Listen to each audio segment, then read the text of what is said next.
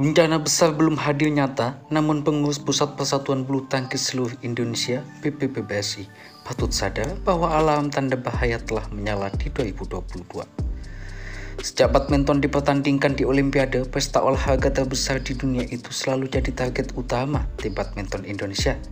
Ya, dimulai dari Olimpiade 1992 hingga Olimpiade tahun 2020.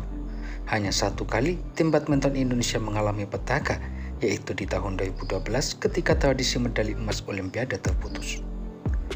Lantaran Olimpiade 2020 digelar di tahun 2021, kehadiran Olimpiade 2024 pun terasa lebih cepat dibandingkan persiapan-persiapan Olimpiade sebelumnya. Tahun pertama usai Olimpiade yang biasa digunakan untuk coba-coba racikan baru untuk ganda dan menjaring pemain-pemain anyar yang mungkin bisa bersaing untuk nomor tunggal telah berlalu dengan cepat. Tahun kedua yang biasa digunakan untuk pematangan kini tak ada. Di 2023, Restu Olimpik sudah digelar. Karena itu, tak heran saat ini belum banyak perubahan kekuatan di 5 sektor yang ada di seluruh dunia. Nama-nama kuat mayoritas masih mendominasi setiap nomor. Mungkin hanya 1 dan 2 nama saja yang mulai mencolok meramaikan persaingan di 10 besar dunia dari 5 nomor yang ada. Untuk Indonesia, perjalanan di turnamen-turnamen besar pada tahun 2022 bisa jadi cermin dan alarm tanda bahaya. Indonesia tanpa gelar di kejuaraan dunia, begitu juga di BWF World Tour Finals yang merupakan turnamen akhir tahun. Indonesia hanya 1 gelar di turnamen kategori Super 1000 dari 10 gelar yang disediakan, dan cuma punya 2 gelar dari 20 gelar yang dihadirkan di 4 turnamen kategori Super 750. Kesedihan itu makin dilengkapi dengan kembali terbangnya Piala Thomas dari pelukan Indonesia di tahun ini. Bila ada kegembiraan besar yang bisa dirayakan tahun 2022 adalah sukses tim putri memenangkan kejuaraan Asia Pergu. Gelar itu membuktikan bahwa tim putri Indonesia juga bisa unjuk gigi. Selain itu, catatan lebih lumayan ada di turnamen kategori Super 500 dan Super 300. Indonesia merebut 6 gelar di Super 500 dan 4 gelar di Super 300. Seperti yang diketahui, persaingan badminton di dunia memang terbilang makin merata. Namun pemain-pemain Indonesia tentu harus menerima bahwa DNA Indonesia di badminton adalah DNA juara. Tak peduli betapa sulitnya persaingan yang ada, beban juara akan selalu mengiringi tiap pundak pemain-pemain Indonesia. Dengan Restu Olimpik sudah digelar di 2023, hanya nomor ganda putra Indonesia yang terlihat persaingannya saling membara. Setelah 3 nama, yaitu Kevin Sanjaya Sukamulyo dan Marcus Fernaldi Gideon, Muhammad Ahsan dan Hendra Setiawan, serta Fajar Alfian dan Muhammad Rian Ardianto masih bertahan dalam persaingan. Kini muncul nama-nama baru seperti Muhammad Sohibul Fikri Bagas Maulana, Leo Likanando dan Daniel Martin, serta Pemaudia Kusuma Wardana dan Yeremia Irikyuchi Yaakub Rambitan. Saat ini, Fajar dan Rian jadi ganda putra terbaik yang dimiliki oleh Indonesia, di mana mereka jadi ganda dengan prestasi yang paling cemerlang di tahun 2022. Tepuk di awal tahun, Fajar dan Rian bisa memberikan jawaban dan merebut 4 gelar di tangan. Walaupun sedang memimpin di garis depan, Fajar dan Rian tak boleh lengah bila tak ingin kegagalan lolos seperti di Olimpiade 2020 kembali terulang. Fajar dan Rian dan 5 ganda putra Indonesia lainnya akan bersaing ketat memperebutkan 2 tiket menuju Paris 2024. Ahsan dan Hendra masih berbahaya, bertenaga, dan tidak bisa dipandang sebelah mata di tahun 2022. Fikri dan Bagas dan Leo Daniel mulai merengsek masuk persaingan 10 besar. Kevin dan Marcus serta Pramudia dan Yeremia juga tak bisa dikesampingkan dalam pemburuan tiket Olimpiade 2020 karena di tahun 2022 mereka terlempar dari 20 besar lantaran sempat dirundung cedera. Di atas kertas, nomor ganda putra bakal kembali jadi andalan utama untuk meraih medali emas Olimpiade tahun 2024. Namun berkaca pada catatan-catatan sebelumnya, nomor ganda putra Indonesia yang terbilang dominan dalam BWF World Tour justru sering kecolongan di ajang-ajang besar seperti kejuaraan dunia dan juga Olimpiade. Terhitung dari Olimpiade 2016 hingga kejuaraan dunia tahun 2022, medali emas ajang besar yang bisa diamankan adalah Asian Games tahun 2018 dan kejuaraan dunia tahun 2019.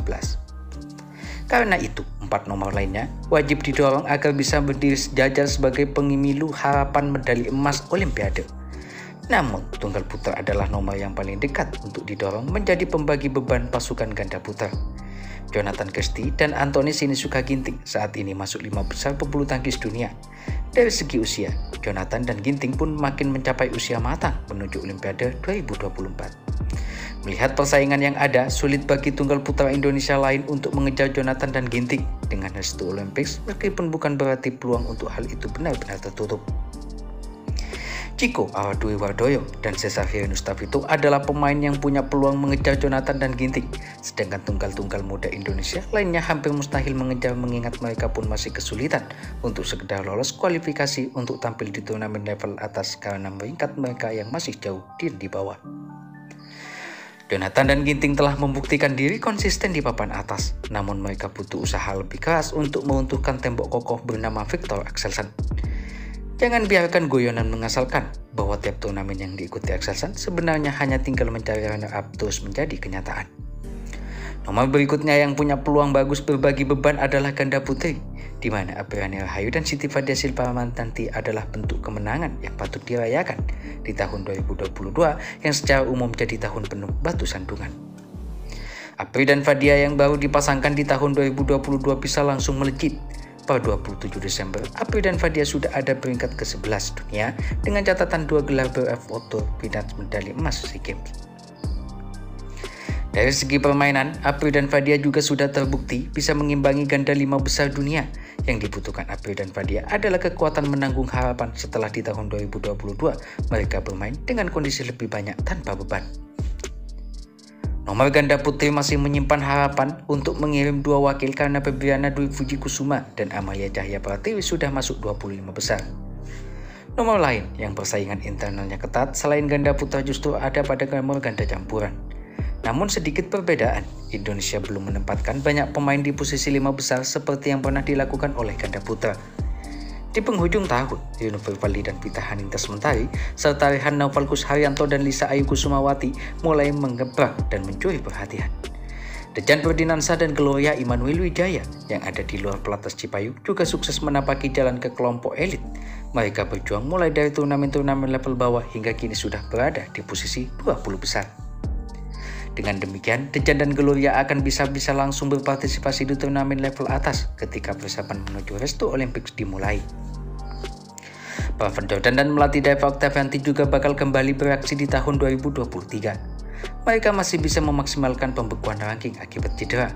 Dengan demikian, Praven dan melatih masih bisa beraksi di turnamen rapat atas saat kembali berlaga di lapangan.